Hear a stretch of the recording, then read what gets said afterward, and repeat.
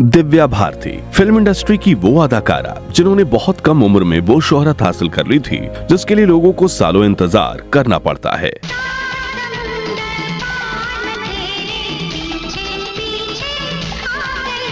उनके पर्दे पर आते ही सिनेमा घरों में सीटियां और तालियां बजने लगती थीं। उनकी मासूम मुस्कान, चुलबुला अंदाज और खूबसूरती ने लाखों दिलों को अपना दीवाना बना दिया था। 90 के दशक की शुरुआत में ऐसा लगने लगा था कि श्रीदेवी के बाद बॉलीवुड को उसकी अगली सबसे बड़ी सुपरस्टार मिल चुकी है। एक के बाद एक सुपरहिट फिल्में, बड़े बड़े स्टार्स के साथ काम और फिर अचानक 19 साल की उम्र में उनकी मौत की खबर पूरे देश को हैरान कर देती है। लेकिन अगर उससे मुझे जान देने से रोका नहीं तो मेरा फोटो तो बड़ी जवानी में दीवार पर लटक जाएगा। 5 अप्रैल 1993 की वो रात जब माया नगरी मुंबई से दिव्या भारती के साथ हुए हादसे की खबर आती है तो पूरी फिल्म इंडस्ट्री की रातों की नींदें उड़ जाती हैं, क्योंकि साउथ सिनेमा से लेकर बॉलीवुड तक हर जगह उनका नाम चमक रहा था और किसी ने बुरे सपने में भी नहीं सोचा था कि दिव्या भारती केवल 19 साल की छोटी उम्र में रहस्यमय तरीके से दुनिया को अलविदा कह देंगी। पुलिस ने इसे हादसा बताया, कुछ ने इसे आत्महत्या करार दिया तो कुछ के लिए ये कोई साधारण एक्सीडेंट या आत्महत्या नहीं बल्कि बॉलीवुड की अंधेरी दुनिया में रची गई एक गहरी साजिश थी। जिसके बाद लोगों ने दिव्या भारती के जीवन से जुड़े हर अनसुने अनकहे सच और रहस्यों को टटोलना शुरू किया। प्रोड्यूसर साजिद नाडियावाला से उनकी सीक्रेट शादी, धर्म परिवर्तन और यहाँ तक कि अंडरवर्ल्ड को भी उनकी मौत के साथ जोड़कर देखा गया और फिर जो खुलासे हुए उसने पूरी फिल्म इंडस्ट्री पर सवाल खड़े कर दिए। साल 1974 मुंबई के ओम प्रकाश भारती और मीता भारती के घर एक बेटी का जन्म हुआ जिसका नाम रखा गया दिव्या। लेकिन शायद उस छोटी बच्ची के चेहरे में कुछ ऐसा था जो उसे काफी बच्चों से अलग बनाता था। बड़ी बड़ी चमकती आंखें, मासूम चेहरा और बिल्कुल गुड़िया जैसी शक्ल। लोग उसे देखते तो बस देखते ही रह जाते। यहाँ तक कि उनके परिवार में किस्सा आज भी काफी मशहूर है। दरअसल एक बार उनकी मां ने दिव्या को अपनी कार के बोनेट पर बिठा दिया और खुद कार में सामान रखने लगी। तभी बगल से गुजर रहे एक आदमी ने उनकी मां से पूछा कि उन्होंने बोनेट पर बैठी गुड़िया कहां से ली है। उस आदमी के सवाल पर उसकी मां ठहाके देकर हंस पड़ी और कहा कि वो गुड़िया नहीं बल्कि उसकी बेटी दिव्या है। दिव्या बचपन से बेहद चंचल और नटखट थीं। उन्हें पढ़ाई से ज्यादा डांस, म्यूजिक और लोगों के बीच अटेंशन पाना पसंद था। स्कूल में भी वो पढ़ाई में एवरेज थीं, लेकिन कल्चरल एक्टिविटीज में हमेशा सबसे आगे रहती थीं। कई बार टीचर्स उन्हें डांटते कि वो क्लास में कम और सपनों की दुनिया में ज्यादा खोई रहती हैं। लेकिन दिव्या को शायद अंदर ही अंदर पता था कि उनका रास्ता किताबों से नहीं बल्कि कैमरे से होकर गुजरने वाला है। धीरे धीरे उनकी खूबसूरती आसपास के लोगों का ध्यान खींचने लगी। रिश्तेदार और पड़ोसी भी उनके माता पिता से कहने लगे, इस बच्ची को फिल्मों में लीड एक्ट्रेस बनने की कोशिश कराइए। और फिर 14 साल की उम्र में दिव्या ने मॉडलिंग करना शुरू कर दिया। उस समय 80 और 90 के दशक में बॉलीवुड में ग्लैमर का दौर चल रहा था। श्रीदेवी, माधुरी दीक्षित और जूही चावला जैसी अभिनेत्रियां बड़े पर्दे पर राज कर रही थीं। लेकिन जैसे ही लोगों ने दिव्या को देखा, कई लोगों को उनमें अगली श्रीदेवी की झलक दिखाई देने लगी। हालांकि फिल्म में एंट्री उनके लिए आसान नहीं रही। कई प्रोड्यूसर्स और डायरेक्टर्स ने उन्हें स्क्रीन टेस्ट के लिए बुलाया। कई फिल्मों में उनका नाम ऑलमोस्ट फाइनल भी हो गया, लेकिन आखिरी वक्त पर उन्हें रिप्लेस कर दिया गया। एक फिल्म में तो कहा गया कि वो बहुत छोटी दिखती हैं, जबकि दूसरी जगह प्रोड्यूसर्स को लगा कि अभी मैच्योर नहीं लगती। इस तरह एक के बाद एक रिजेक्शन ने दिव्या के दरवाजे पर दस्तक दी, लेकिन वो हार मानने वालों में से नहीं थी। इसी दौरान फिल्म मेकर नंदू टोलानी की नजर उन पर पड़ी। उन्होंने दिव्या की पोटेंशियल को पहचाना और उन्हें साउथ इंडियन फिल्म इंडस्ट्री में मौका दिलाने का फैसला कर लिया। उस दौर में साउथ सिनेमा तेजी से बढ़ रहा था और नई हीरोइंस को हाथों हाथ लिया जाता था। साल 1990 में दिव्या ने तेलुगु फिल्म बोबली राजा से डेब्यू किया। फिल्म रिलीज हुई और देखते ही देखते दिव्या साउथ सिनेमा की नई सनसनी बन गई। उनकी मासूम मुस्कान, खूबसूरती और चुलबुली अदाओं ने लोगों को अपना दीवाना बना दिया। हर तरफ सिर्फ उसी नई लड़की की चर्चा होने लगी और प्रोड्यूसर्स की लाइन लग गई। कुछ ही महीनों में वो एक साथ कई फिल्मों की शूटिंग कर रही थीं। कहा जाता है कि उस दौर में उनका शेड्यूल इतना पैक्ड हो चुका था कि उन्हें एक स्टूडियो से दूसरे स्टूडियो हेलीकॉप्टर की तरह भागना पड़ता था। सुबह एक फिल्म की शूटिंग, दोपहर दूसरी फिल्म और रात में तीसरी फिल्म की डबिंग सेशन। सिर्फ 16 से 17 साल की उम्र में वो उस मुकाम पर पहुंच चुकी थी जहां पहुंचने के लिए बड़े बड़े कलाकार अपनी जिंदगी खपा देते हैं। लेकिन असली धमाका अभी बाकी था। साल 1992 में दिव्या की पहली बॉलीवुड डेब्यू फिल्म विश्वात्मा रिलीज हुई। फिल्म एवरेज रही, लेकिन उसका एक गाना पूरे देश में आग की तरह फैल गया। सात समंदर पार। और जैसे ही लोगों ने उस गाने में दिव्या भारती को देखा, हर तरफ उसी नई लड़की की चर्चा होने लगी। उनकी मासूमियत, उनकी कातिलाना अदाएं और कैमरे के सामने उनका बेफिक्र अंदाज लोगों के दिलों में उतर गया। यानी जिस लड़की को कुछ साल पहले प्रोड्यूसर्स बहुत छोटी कहकर फिल्मों से बाहर कर रहे थे, अब वही लड़की हर बड़े फिल्म निर्माता की पहली पसंद बन चुकी थी। साल 1992 और 1993 के बीच हालात ऐसे हो गए कि कई प्रोड्यूसर्स दिव्या की डेट्स पाने के लिए महीनों इंतजार करते थे। उनके घर के बाहर फिल्मों की स्क्रिप्ट्स की लाइन लगने लगी थी। गोविंदा, ऋषि कपूर, सनी देओल, शाहरुख खान और मिथुन चक्रवर्ती जैसे बड़े सितारों के साथ वो लगातार काम कर रही थीं। उस दौर में दिव्या भारती की रफ्तार इतनी तेज थी कि लोग उन्हें वन टेक आर्टिस्ट तक कहने लगे थे। कई डायरेक्टर्स बताते थे कि दिव्या लंबे डायलॉग्स भी बहुत आसानी से याद कर लेती थीं और कैमरा ऑन होते ही पूरी एनर्जी के साथ सीन्स में उतर जाती थीं। उनमें एक अजीब सा आत्मविश्वास था, जैसे उन्हें पता हो कि वो बहुत कम समय में बहुत कुछ हासिल करने वाली हैं। फिर एक के बाद एक उनकी फिल्में रिलीज होने लगी। शोला और शबनम, दीवाना, दिल का क्या कसूर, बलवान, और देखते ही देखते वो 90 की दशक की सबसे चर्चित अभिनेत्रियों में से एक बन गईं। खासकर फिल्म दीवाना में शाहरुख खान और ऋषि कपूर के साथ उनकी जोड़ी को दर्शकों ने बेहद पसंद किया। कहा जाता है कि उस दौर में उनकी लोकप्रियता इतनी बढ़ चुकी थी कि कई बार सिनेमा घरों के बाहर सिर्फ उनका पोस्टर देखकर टिकटें बिक जाती थीं। मैगजीन कवर्स, पोस्टर्स, इंटरव्यूज, हर जगह सिर्फ दिव्या भारती छाई हुई थीं। वहीं दूसरी तरफ फिल्म इंडस्ट्री के गलियारों में एक नाम तेजी से उभर रहा था, साजिद नाडियावाला। बड़े फिल्मी परिवार से ताल्लुक रखने वाले साजिद उस समय यंग और सक्सेसफुल प्रोड्यूसर्स में गिने जाते थे। कहा जाता है कि साल 1991 में जब वो फिल्म शोला और शबनम की शूटिंग हो रही थी, तो उस फिल्म के सेट पर अक्सर साजिद नाडियावाला भी आते जाते थे। और साजिद ने जब पहली बार दिव्या भारती को देखा तो पहली नजर में उन्हें उनसे प्यार हो गया। दिव्या उस समय सिर्फ 18 साल की थी। करियर अपने पिक की तरफ बढ़ रहा था। चारों तरफ दौलत, शोहरत और सफलता थी। लेकिन इसी बीच वो भी धीरे धीरे साजिद के प्यार में डूबती चली गईं। कई लोगों के मुताबिक दिव्या बेहद इमोशनल और जल्दी भरोसा करने वाली लड़की थी। शूटिंग खत्म होने के बाद घंटों फोन पर बातें करना, सीक्रेटली मिलना, देर रात ड्राइव्स पे जाना, धीरे धीरे उनका रिश्ता इतना गहरा हो गया कि दोनों ने दुनिया से छिपकर शादी करने का फैसला कर लिया। कहा जाता है कि 10 मई 1992 को दिव्या भारती ने चुपके से साजिद नाडियावाला से निकाह कर लिया था। उस समय उनकी उम्र सिर्फ 18 साल थी। मीडिया से यह बात पूरी तरह छिपा कर रखी गई, क्योंकि डर था कि अगर लोगों को शादी के बारे में पता चला तो उनके करियर पर असर पड़ सकता है। रिपोर्ट्स के मुताबिक शादी के दौरान उन्होंने इस्लाम कबूल कर सना नाम भी रखा था।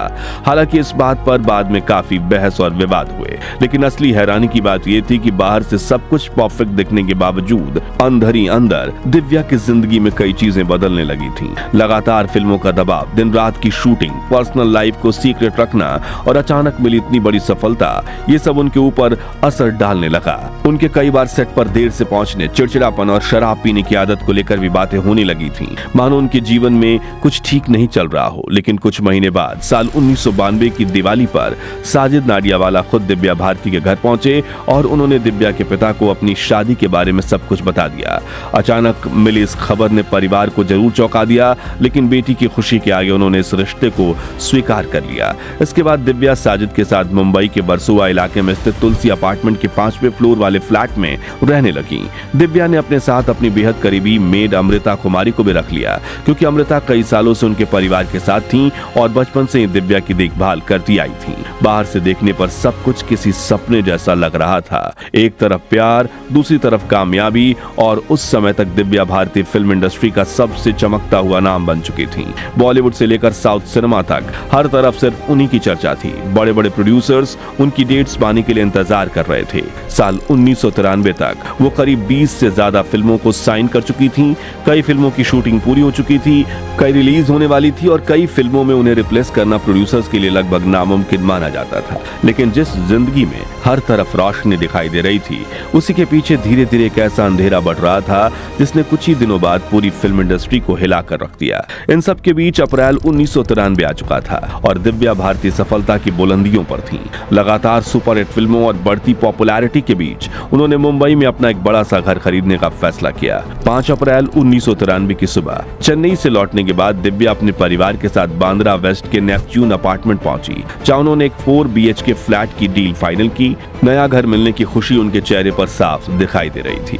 असल में उसी रात उन्हें एक साउथ फिल्म की शूटिंग के लिए हैदराबाद निकलना था, लेकिन नए घर की खुशी में उन्होंने अपना ट्रिप एक दिन के लिए टाल दिया। शाम होते होते उनके हस्बैंड साजिद नाडियावाला का फोन आया कि costume designer Neeta Lulla film Andolan के कॉस्ट्यूम फाइनल करने के लिए उनके घर आने वाली है। इसके बाद दिव्या वर्सोवा स्थित अपने तुलसी अपार्टमेंट वाले फ्लैट पर पहुंच गईं। कुछ देर बाद साजिद एक मीटिंग के लिए बाहर निकल गए और घर में सिर्फ दिव्या, उनकी मेड अमृता और बाद में पहुंची नीता लुल्ला अपने हस्बैंड डॉक्टर श्याम लुल्ला के साथ मौजूद थे। रात करीब 10 बजे ड्राइंग रूम में बैठकर फिल्म कॉस्ट्यूम्स और आने वाले शूट्स को लेकर बातचीत शुरू हुई। टीवी चल रहा था, हंसी मजाक हो रहा था और ड्रिंक्स भी चल रही थी। सब कुछ बिल्कुल नॉर्मल लग रहा था, लेकिन किसी को अंदाजा नहीं था कि अगले कुछ मिनटों में बॉलीवुड का सबसे बड़ा हादसा होने वाला है। खैर, कुछ देर बाद दिव्या बालकनी की तरफ गईं।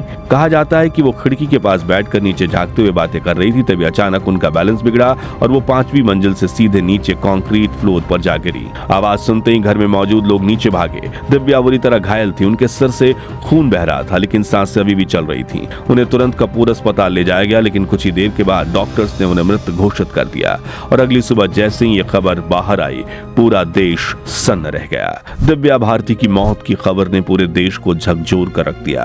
पोस्टमार्टम रिपोर्ट में सामने आया कि ऊंचाई से गिरने की वजह से उनके सिर में गंभीर चोटें आई थीं, थाई बोन बुरी तरह टूट चुकी थी और इंटरनल ब्लीडिंग के कारण उनकी मौत हुई। 7 अप्रैल 1993 को मुंबई के विले पार्ले शमशान घाट में उनका अंतिम संस्कार किया गया। उस दिन लाखों लोगों की चहेती दिव्या भारती को एक दुल्हन की तरह सजाया गया था। कहा जाता है कि शादी के लिए उन्होंने इस्लाम कबूल कर लिया था, लेकिन इसके बावजूद उनका अंतिम संस्कार पूरे हिंदू रीति रिवाजों के साथ और उनकी मांग में सिंदूर भर के किया गया। उनके पति साजिद नाडियावाला पूरी तरह टूट चुके थे। वो लगातार रो रहे थे, लेकिन फिर भी एक पति के रूप में उन्होंने दिव्या के सारे अंतिम संस्कार निभाए। लेकिन दिव्या की चिता की आग ठंडी होने से पहले ही सवाल उठने शुरू हो चुके थे। क्या ये सच में एक हादसा था? क्या शराब के नशे में उनका बैलेंस बिगड़ गया या फिर इसके पीछे कोई गहरी साजिश छिपी थी? जांच की जिम्मेदारी वर्सोवा पुलिस स्टेशन के इंस्पेक्टर जेजी जाधव को सौंपी गई। सबसे पहले उस रात फ्लैट में मौजूद नीता लुल्ला, डॉक्टर श्याम लुल्ला और मेड अमृता कुमारी से पूछताछ हुई, लेकिन तीनों के बयान ने इस मामले को रहस्यमय बना दिया। किसी ने भी दिव्या को गिरते हुए अपनी आंखों से नहीं देखा था। अमृता किचन में थी, जबकि नीता और डॉक्टर श्याम ड्राइंग रूम में टीवी देख रहे थे। इसी बीच पुलिस ने आत्महत्या वाले एंगल पर भी जांच शुरू की। दिव्या की मां बीता भारती ने पुलिस को बताया कि जब भी दिव्या बहुत ज्यादा परेशानी या गुस्से में होती थी तो वो खुद को चोट पहुंचाने लगती थी। उन्होंने दावा किया कि अमेरिका ट्रिप के दौरान दिव्या ने खुद को सिगरेट से जला लिया था, जिसके निशान उसकी मौत के वक्त भी मौजूद थे। वहीं फिल्म राधा का संगम से हटाए जाने के बाद उन्होंने अपनी कलाई तक काट ली थी। इन बातों के बाद पुलिस ने शक जताया कि कहीं दिव्या मानसिक तनाव में तो नहीं थी। इस थियरी को और हवा तब मिली जब कुछ रिपोर्ट्स में दावा किया गया कि मौत वाले दिन दिव्या और साजिद के बीच जोरदार बहस हुई थी। कहा जाता है कि गुस्से में साजिद फ्लैट छोड़कर चले गए थे और जाते वक्त दिव्या ने उनसे कहा था, अगर तुम 10 मिनट में वापस नहीं आए तो मुझे आखिरी बार देखोगे। हालांकि इन दावों की कभी आधिकारिक पुष्टि नहीं हो पाई। लेकिन दूसरी तरफ दिव्या के पिता ओम प्रकाश भारती ने हमेशा आत्महत्या की थियरी को गलत बताया। उनका कहना था कि दिव्या जिंदगी से प्यार करने वाली लड़की थी। वो दूसरों को परेशान कर सकती थी, लेकिन खुद हार मानने वालों में से नहीं थी। और सच भी यही था। जिस लड़की ने मौत से कुछ घंटे पहले अपना ड्रीम होम खरीदा हो, जो अपनी आने वाली फिल्मों के कॉस्ट्यूम्स फाइनल कर रही हो, जो करियर के सबसे ऊंचे मुकाम पर हो, अचानक अपनी जिंदगी खत्म क्यों करेगी? यहीं से इस केस में साजिश वाली थियरी ने जन्म लिया। जांच में सामने आया कि जिस खिड़की से दिव्या नीचे गिरी थी उसमें ग्रिल और प्रॉपर स्टॉपर नहीं था, जबकि उसी बिल्डिंग की बाकी खिड़कियों में दोनों चीजें मौजूद थीं। इतना ही नहीं, जहां से वो गिरी थी वहां आमतौर पर कई गाड़ियां खड़ी होती थीं, लेकिन उस रात नीचे पार्किंग खाली थी। इन बातों ने लोगों के शक को और गहरा कर दिया। और फिर एक और हैरान करने वाली घटना हुई। दिव्या की मौत के कुछ ही समय बाद उनकी मेड अमृता कुमारी की भी अचानक मौत हो गई। पुलिस ने इसे नॉर्मल डेथ बताया, लेकिन कॉन्स्पिरेसी थियरीज में कहा गया कि शायद अमृता बहुत कुछ जानती थी और इसलिए उन्हें भी रास्ते से हटा दिया गया। हालांकि इसका कोई पुख्ता सबूत कभी सामने नहीं आया। धीरे धीरे मामले में अंडरवर्ल्ड का नाम भी जुड़ने लगा। हालांकि ये सारी बातें सिर्फ अटकलें बनकर रह गई, क्योंकि पुलिस इन्वेस्टिगेशन में इन थियरीज को साबित करने वाला कोई ठोस सबूत कभी नहीं मिला। करीब 5 साल तक चली इन्वेस्टिगेशन के बाद आखिरकार 1998 में पुलिस ने इस केस को एक्सीडेंटल डेथ मानकर बंद कर दिया। पुलिस के मुताबिक उस रात दिव्या ने काफी शराब पी रखी थी, जिसकी वजह से उनका बैलेंस बिगड़ गया और वो बालकनी से गिर गईं। दिव्या भारती की मौत के बाद साजिद नाडियावाला लंबे समय तक पूरी तरह टूट चुके थे। कहा जाता है कि उन्होंने करीब 8 साल तक दूसरी शादी नहीं की। बाद में उन्होंने वरदा खान से शादी जरूर की, लेकिन इसके बावजूद दिव्या की यादें कभी उनके जीवन से दूर नहीं हुई। खुद वरदा खान ने भी बताया कि साजिद आज भी अपने वॉलेट में दिव्या की तस्वीर रखते हैं। इतना ही नहीं, उनके घर में दिव्या भारती की तस्वीरें मौजूद हैं और उनके बच्चे भी दिव्या को बड़ी मम्मी कहकर याद करते हैं। दिव्या की मौत के बाद साजिद द्वारा प्रोड्यूस की गई फिल्म वक्त हमारा है के ओपनिंग क्रेडिट्स में उन्हें एक इमोशनल ट्रिब्यूट दिया गया, जहां लिखा था in the memory of my loving wife. हालांकि दिव्या भारती की मौत के बाद सबसे ज्यादा सवाल और आरोप साजिद नाडियावाला पर ही उठे। लोगों ने अंडरवर्ल्ड कनेक्शन से लेकर कई तरह की थियरीज बनाई, लेकिन सालों चली इन्वेस्टिगेशन के बावजूद उनके खिलाफ कभी कोई ठोस सबूत सामने नहीं आ सका। वहीं दिव्या भारती की मौत के वक्त उनके पास कुल 12 फिल्म्स पाइपलाइन में थीं। इनमें से 3 फिल्म्स ठंडे बस्ते में चली गई और बाकी 9 फिल्म्स ने दिव्या को दूसरी एक्ट्रेस से रिप्लेस कर दिया गया। तो दोस्तों, दिव्या भारती की मौत सिर्फ एक हादसा थी या साजिश, या फिर सच्चाई इससे भी ज्यादा गहरी हो सकती है? और आपको दिव्या भारती की कौन सी फिल्म सबसे ज्यादा पसंद थी, कमेंट्स में बताइए। इस वीडियो ने आपको सोचने पर मजबूर कर दिया हो तो इसे जितना हो सके शेयर करें और लाइक भी। और ऐसे ही रोंगटे खड़े कर देने वाले किस्से और कहानियों के लिए हमारे चैनल को सब्सक्राइब करके पास वाली घंटी जरूर बजा दीजिए। जय हिंद, वंदे मातरम।